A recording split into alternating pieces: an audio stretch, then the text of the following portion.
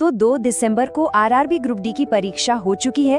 अब चलिए फटाफट इस पेपर का पूरा विश्लेषण करते हैं और उन पैटर्न्स को पकड़ते हैं जो अगली परीक्षा में सफलता की कुंजी बन सकते हैं। तो देखिए, इसको सिर्फ एक रिव्यू की तरह नहीं लेना है। ये आने वाली परीक्षा के लिए एक कह सकते हैं एक स्ट्रैटेजिक गाइड है। इससे ये पता चलेगा कि आगे किस तरह के सवाल आ सकते हैं। तो शुरुआत करते हैं पुरस्कार और सम्मान से। ये एक ऐसा टॉपिक है जहां से सवाल बनते ही बनते हैं, तो इस पर खास ध्यान देना बहुत जरूरी है। पहला सवाल देखिए, बिल्कुल सीधा सीधा नंबर पर था। पूछा गया कि 2025 में कितने कीर्ति चक्र दिए गए। कीर्ति चक्र, जैसा हम जानते हैं, शांति के समय दिया जाने वाला एक बहुत बड़ा वीरता पुरस्कार है और इसका सही जवाब है 6। लेकिन कहानी यहाँ खत्म नहीं होती। सिर्फ ये नंबर याद रखना काफी नहीं है। असली खेल तो इस संख्या के पीछे छिपी डिटेल्स में है, जो अगली परीक्षा में पूछी जा सकती हैं। तो ये याद रखना है कि इन 6 कीर्ति चक्रों में से 4 मरणोपरांत दिए गए और इतना ही नहीं, साथ में 33 शौर्य चक्रों भी दिए गए थे। देखिए, परीक्षा में अब सिर्फ ऊपर ऊपर से सवाल नहीं आते, इसी तरह की गहरी जानकारी पूछी जाती है। चलिए अब साहित्य की दुनिया में चलते हैं और देखते हैं एक और बड़ा पुरस्कार जो इस पेपर में आया।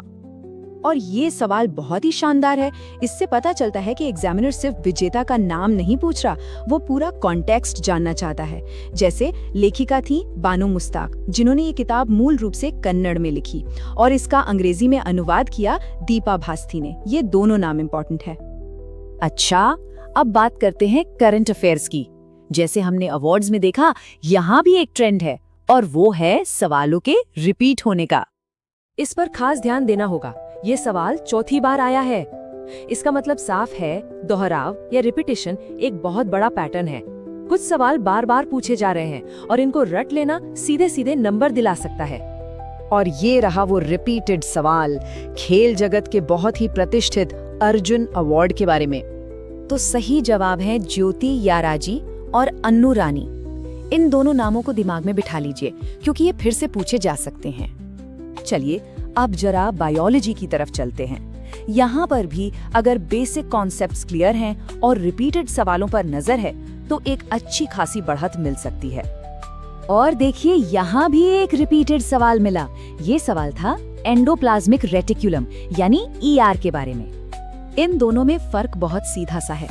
स्मूथ ईआर यानी चिकना वाला लिपिड और स्टेरॉइड बनाता है, वहीं जो रफ ईआर है उसकी सतह खुरदुरी इसलिए होती है क्योंकि उस पर राइबोसोम चिपके होते हैं और यही राइबोसोम्स इसे एक प्रोटीन बनाने की फैक्ट्री बना देते हैं। इसके अलावा सेल स्ट्रक्चर से एक और बहुत ही बेसिक सवाल पूछा गया। सवाल था कि न्यूरॉन में न्यूक्लियस यानी केंद्रक कहाँ होता है। तो केंद्रक, जो सेल का ब्रेन या कंट्रोल सेंटर होता है, वो न्यूरॉन के मेन पार्ट में होता है। इस पार्ट को सेल बॉडी या फिर साइटोन भी कहते हैं। ठीक है, अब थोड़ा गियर बदलते हैं और चलते हैं फिजिक्स और केमिस्ट्री की तरफ। देखते हैं यहाँ से कैसे सवाल पूछे गए। फिजिक्स से एक बहुत ही फंडामेंटल कॉन्सेप्ट पर सवाल आया कि जब किसी चीज का तापमान बढ़ाते हैं तो उसकी डेंसिटी यानी घनत्व पर क्या असर पड़ता है।